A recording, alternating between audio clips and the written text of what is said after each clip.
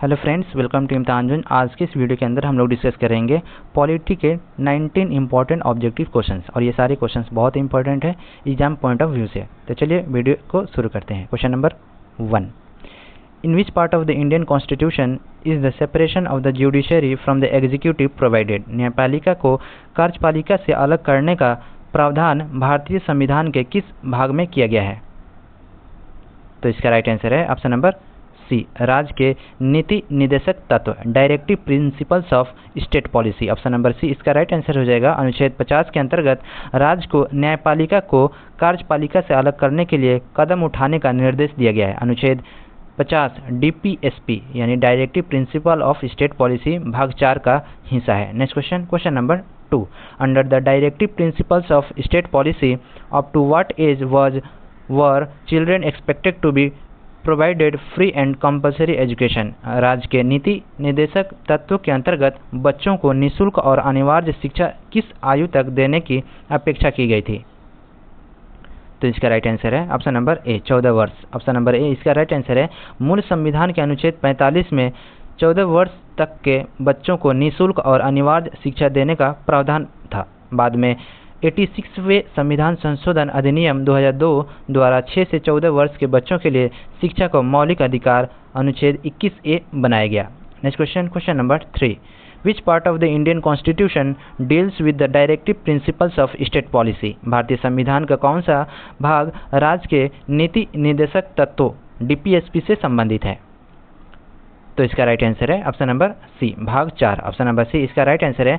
भारतीय संविधान के भाग 4 अनुच्छेद 36 से 51 में राज्य की नीति निर्देशक तत्वों का वर्णन किया गया है। ये राज्य को सामाजिक एवं आर्थिक लोकतंत्र स्थापित करने के लिए दिशा निर्देश देते हैं। Next question, question number 4, which of the following directive principles bears the direct influence of Gandhiji's moral philosophy? निम्नलिखित में से कौन सा नीति निर्देशक तत्व गांधी जी के नैतिक दर्शन से सीधे प्रभावित है? तो इसका राइट आंसर है ऑप्शन नंबर सी, गायों के वध का निषेध, prohibition of slaughter of cows. Option number C इसका राइट आंसर है। अनुच्छेद 48 राज्य के गायों, बछड़ों तथा अन्य दुधारू और भारवाही पशुओं की नस्लों के संरक्षण तथा उनके वध पर रोक लगाने की दिशा में प्रयास करने का निर्देश देता है। यह गांधीवादी विचारधारा से प्रभावित नीति निर्देशक तत्वों में शामिल है। Next question, question number 5, where is the promotion of international peace and security mentioned in the constitution of India? अंतर्राष्ट्रीय शांति और सुरक्षा को बढ़ावा देने का उल्लेख भारतीय संविधान के किस भाग में किया गया है? तो इसका राइट आंसर है ऑप्शन नंबर बी, राज्य के नीति निर्देशक तत्व, directive principles of state policy. Option number B इसका राइट आंसर हो जाएगा।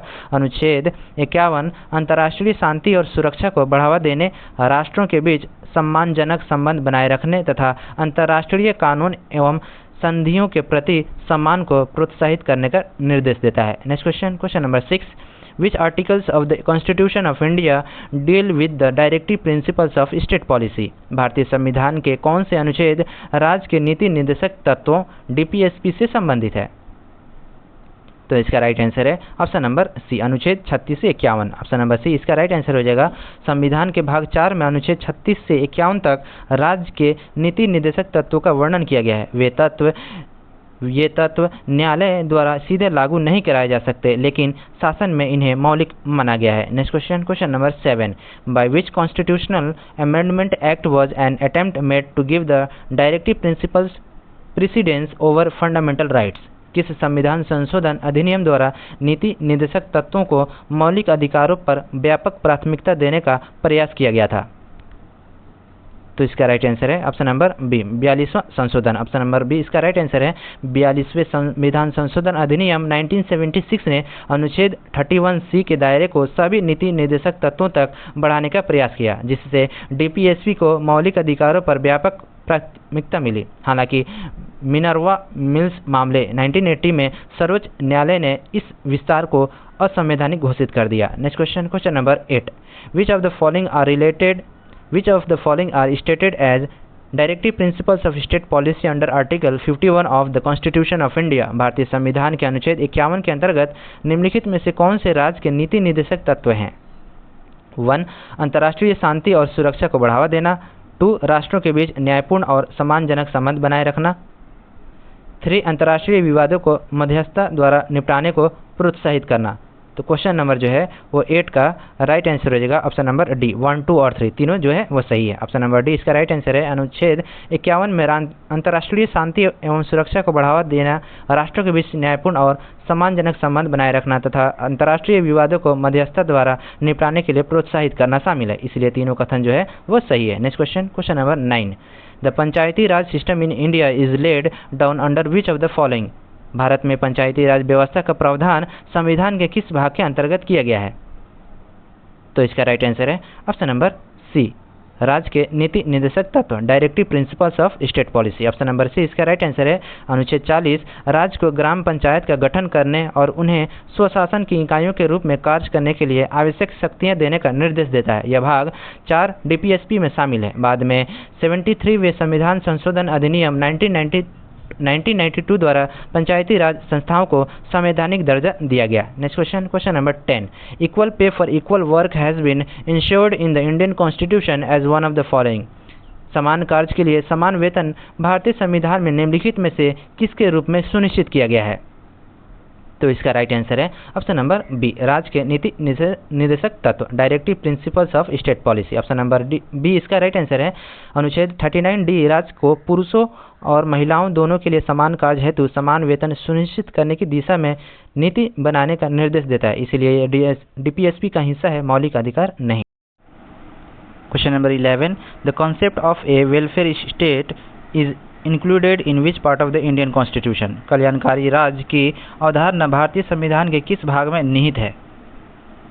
तो इसका राइट आंसर है ऑप्शन नंबर सी, राज्य के नीति निर्देशक तत्व। ऑप्शन नंबर सी इसका राइट आंसर हो जाएगा। नीति निर्देशक तत्वों का मुख्य उद्देश्य सामाजिक, आर्थिक और राजनीतिक न्याय पर आधारित कल्याणकारी राज्य की स्थापना करना है।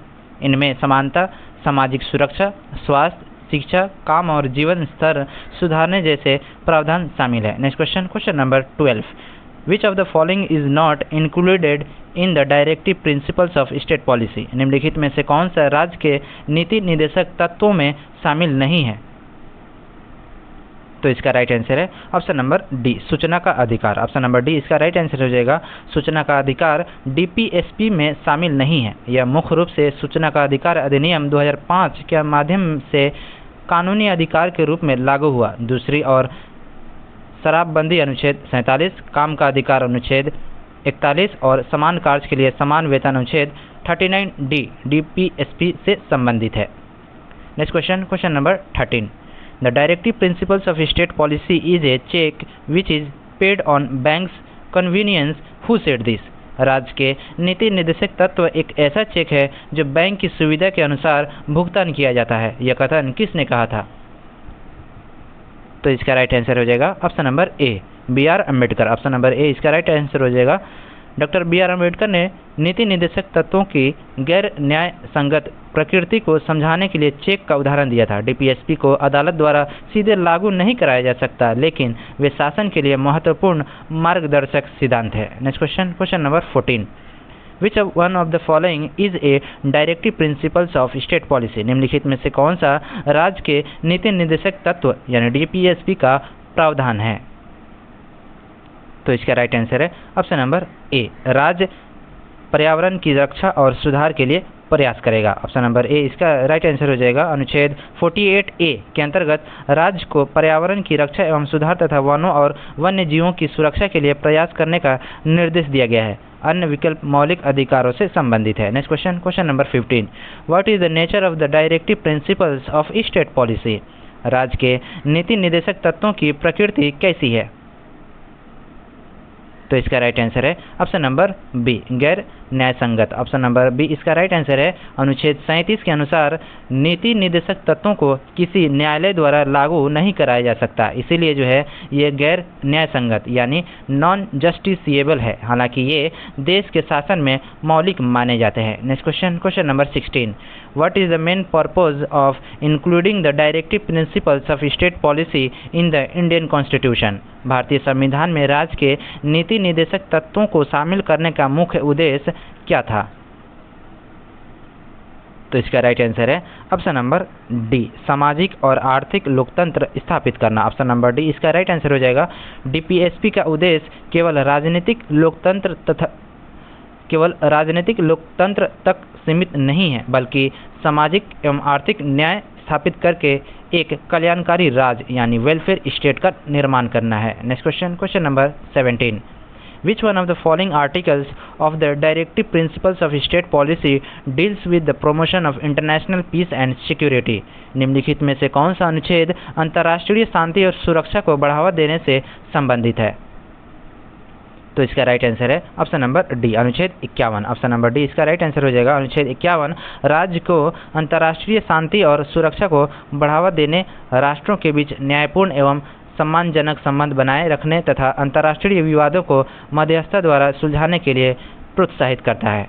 Next question number 18। Which of the following provisions reflect Gandhian principles in the Directive Principles of State Policy? निम्नलिखित में से कौन से प्रावधान राज्य के नीति निर्देशक तत्वों में गांधीवादी सिद्धांतों को दर्शाते हैं? 1. नागरिकों के लिए समान नागरिक संहिता सुनिश्चित करना। 2. ग्राम पंचायतों का संगठन। 3. ग्रामीण क्षेत्रों में कुटीर उद्योगों को बढ़ावा देना। 4. सभी श्रमिकों के लिए अवकाश एवं सांस्कृतिक अवसर सुनिश्चित करना। तो क्वेश्चन नंबर जो है 18 का राइट आंसर हो जाएगा ऑप्शन नंबर बी, केवल 2 और 3। केवल 2 और 3 कौन कौन सा? ग्राम पंचायतों का संगठन और 3 ग्रामीण क्षेत्रों में कुटीर उद्योगों को बढ़ावा देना। ऑप्शन नंबर बी इसका राइट आंसर हो जाएगा। क्वेश्चन नंबर 18 का राइट आंसर है ऑप्शन नंबर बी। अनुच्छेद 40 में ग्राम पंचायतों के संगठन तथा अनुच्छेद 43 में ग्रामीण क्षेत्रों में कुटीर उद्योगों को बढ़ावा देने की बात कही गई है। ये दोनों गांधीवादी सिद्धांतों से संबंधित है। समान नागरिक संहिता अनुच्छेद 44 और श्रमिकों के अवकाश एवं सांस्कृतिक अवसर अनुच्छेद 43 गांधीवादी श्रेणी में नहीं आते। नेक्स्ट क्वेश्चन नंबर 19 और ये आज का लास्ट क्वेश्चन है।